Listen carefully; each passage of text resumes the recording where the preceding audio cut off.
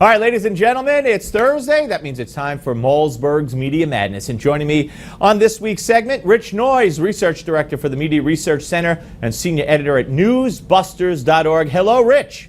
Hello, Steve. How are you? I am great. There is so much to talk about, and I want to tip folks off that coming up at the end of the show, my Gimme 5 is on something we're not discussing here, and that's Mika Brzezinski's horrific treatment today of Florida Governor Rick Scott. So keep it tuned for that. But let's start with something that has permeated the media of late, and that's Donald Trump is Hitler. Let's watch. Yes, Donald Trump may be the Republican frontrunner. I still think we're giving him way too much attention in proportion to the other candidates who also had victories to celebrate tonight. And I'm worried when he institutes internment camps and suspends habeas, we'll all look back and feel pretty bad.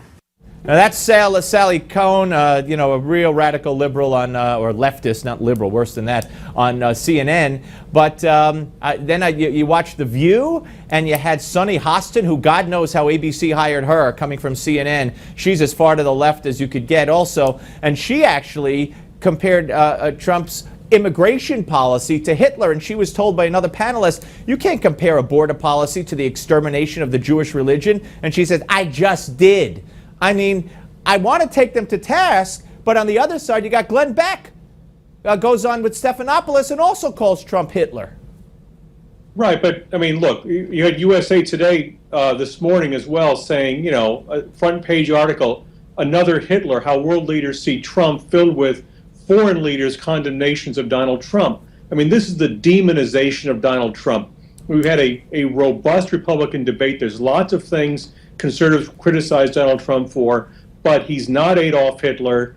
He's not a Nazi. I mean, this is the kind of rhetoric that's used to marginalize your opponents. It was done sometimes from very, very obscure sources against President Obama, and the media pounded on that. They said that was out of line. It was offensive. Now the media are the ones doing it to Donald Trump. They don't see the hypocrisy in what they're doing. Yeah, no, absolutely. All right, now, tomorrow, of course, the funeral of Nancy Reagan, her body laying in repose yesterday and today. Of course, Obama will not be there. That's a whole nother story. But I want to put up a portion of the obit that appeared in the Washington Post, which I understand they edited or took back or did something very unceremoniously. But here's part of it.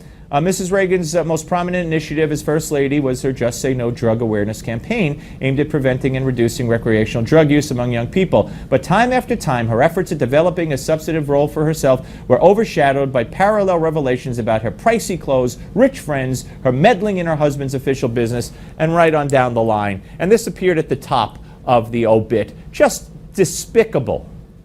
Well, yeah, and they took that out. I mean, this was in the obit, then they took it out. And it started, I guess, with the second paragraph. But, this is what the Washington Post style section wrote about Nancy Reagan in the 1980s. This was how they attacked her. This is how they used her to try to undermine her husband's administration.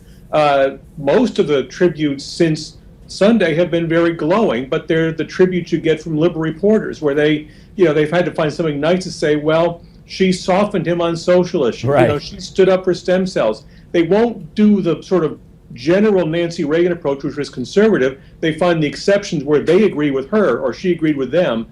It's the way liberals compliment conservatives. They basically cherry pick the one thing they agree with. It's what they've also done to Ronald Reagan since he passed away, try to make him into some kind of a liberal. They're both conservatives, and that's why liberals couldn't stand them then and don't really like them now. Right. It's we had Craig Shirley on, the Reagan biographer, on Monday, and he talked about the myth that Nancy Reagan was a liberal that they're trying to put forward and that she softened Ronald Reagan wherever she could, but not true. Okay, I want you to hear Mike Ditka, former head coach of the Chicago Bears, regular on ESPN. He just got demoted, and a lot of people think it's because of this. Why? Listen. Barack Obama's a fine man. I mean, he's pleasant. He would be great to play golf with. He's not a leader. This country needs leadership. It needs direction. It needs somebody that steps up front. We need somebody like Ronald Reagan. Every once in a while, you're going to get punched in the chops, but you keep going forward. That's all there is to it. It's not always going to be a perfect situation, but to do what he does, there's no leadership there, and I think that becomes very disgusting to me. And he also called him the worst president we've ever had. So he was kicked off of the ESPN flagship NFL pregame show and replaced by Matt Hasselbeck. He wasn't fired from the network. He was demoted. ESPN has done this kind of garbage before. Yeah, I mean, Ditka says he wanted this new role. He wanted something smaller. But yeah, the track record, Tony Kornheiser a few months ago said the Tea Party was like ISIS, the terrorists, no criticism or no suspension, no punishment. Kurt Schilling says something criticizes Muslims, he gets suspended. So there really is a double standard in the way this non-political sports network is treating its personalities. Rich, great to talk to you, sir. Thank you very much for joining us on Malzberg's Media Madness. Up next, the one and only Stephen Moore, senior fellow with the Heritage Foundation, for his take on Donald Trump and the election and what we could expect tonight in the debate. Don't go away.